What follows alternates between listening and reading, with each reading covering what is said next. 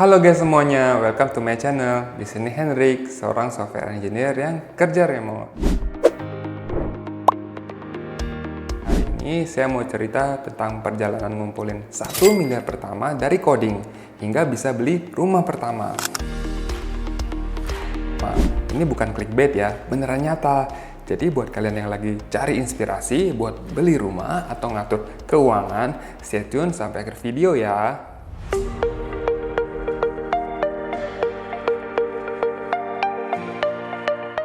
Jadi, begini ceritanya. Yes, saya dulu kuliah di Institut Teknologi 10 November ITS, jurusan Teknik Informatika. Awal karir dimulai di Surabaya. Saya bekerja sebagai software engineer selama 3 tahun. Di kota ini, saya belajar banyak soal dunia kerja, mulai dari programming sampai teamwork. Saya juga mulai membangun portofolio, proyek kecil-kecilan yang bantu saya lebih percaya diri saat melamar pekerjaan berikutnya. Setelah itu, saya pindah ke Jakarta untuk kerja di sebuah tech startup. Pengalaman kerja di startup itu seru banget ya, karena ritmenya yang cepat. Saya jadi lebih adaptif dan belajar tentang banyak hal baru, terutama soal teamwork, komunikasi, dan problem solving di lingkungan yang dinamis. Bisa dibilang 100 juta pertama berhasil saya kumpulkan dari gaji selama bekerja di sini.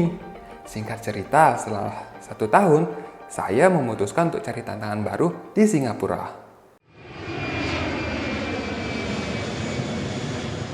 Di Singapura, saya bekerja di tech company yang gajinya lumayan banget. Base salary waktu itu 4.200 Singapore dollar, ditambah stock option senilai 300 Singapore dollar per bulannya. Dengan gaya hidup hemat, saya bisa nabung sekitar 2.500 Singapore dollar setiap bulannya. Kurs Singapore dollar ke rupiah saat itu sekitar 9.700. Artinya dalam setahun saya berhasil menabung sekitar 290 juta. Oke banget ya. Tapi meski penghasilan bagus, saya merasa jauh dari keluarga. Jadi setelah setahun kerja di sana, saya putuskan kembali ke Indonesia setelah nemu peluang kerja remote untuk perusahaan di US. Nah, disinilah titik balik hidup saya dimulai.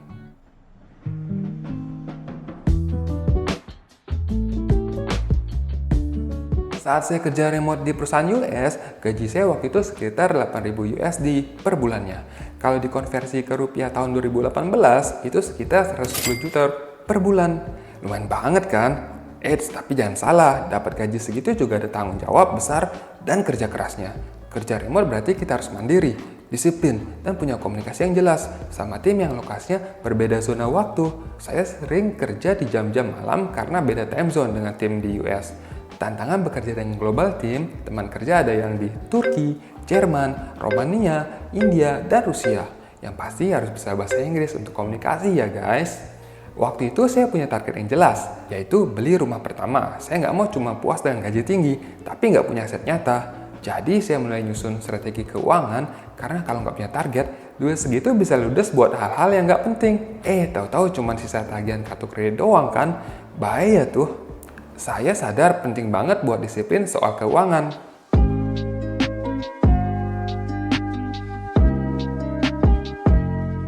Nah, ini strategi yang saya pakai waktu itu. Yang pertama, buat budget bulanan. Pengeluaran waktu itu berupa 2 juta untuk sewa kos, makan dan lainnya sekitar 5 juta. Total pengeluaran bulanan sekitar 7 juta rupiah.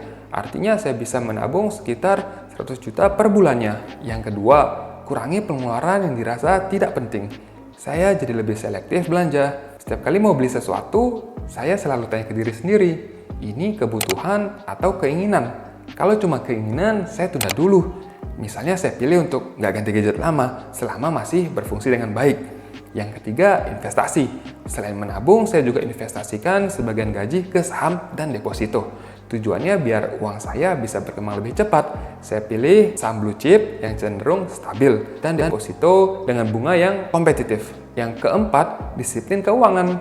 Saya buat aturan ketat untuk nggak pakai kartu kredit sembarangan.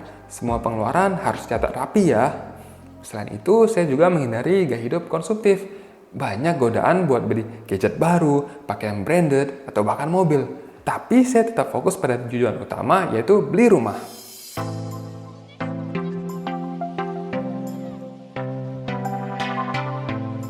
Nah, waktu tabungan sudah cukup, saya mulai cari rumah yang sesuai budget. Target saya waktu itu rumah seharga 1-1,5 miliar. Saya fokus cari lokasi yang strategis, akses transportasi oke, dan dekat dengan fasilitas umum seperti pasar, sekolah, dan rumah sakit.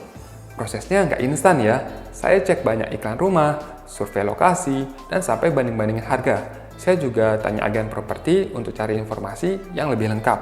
Akhirnya saya nemu rumah second seharga 1,2 miliar yang sesuai dengan kebutuhan saya. Rumahnya sudah cukup bagus, lokasinya strategis, dan nggak perlu renovasi besar.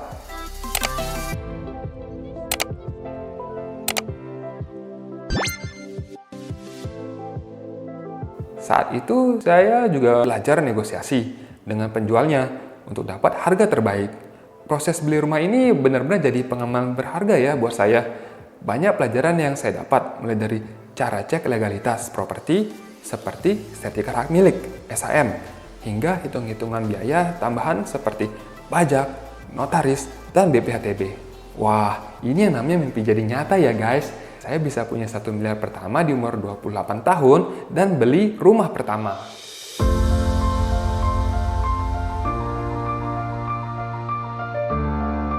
Jadi, apa pelajaran yang bisa diambil dari cerita saya ini?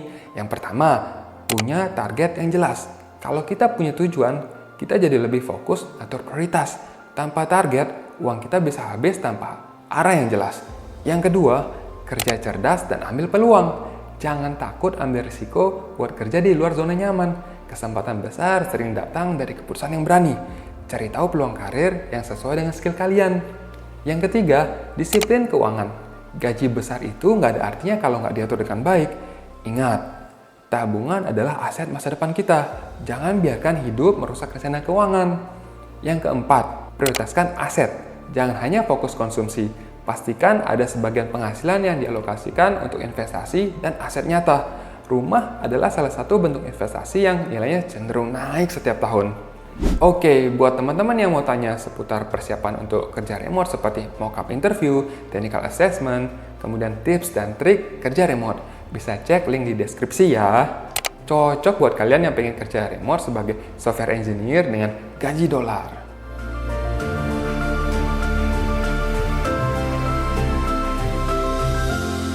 Itu tadi cerita saya tentang gimana saya bisa beli rumah pertama dalam setahun dengan kerja remote. Semoga cerita ini bisa jadi inspirasi buat kalian semua.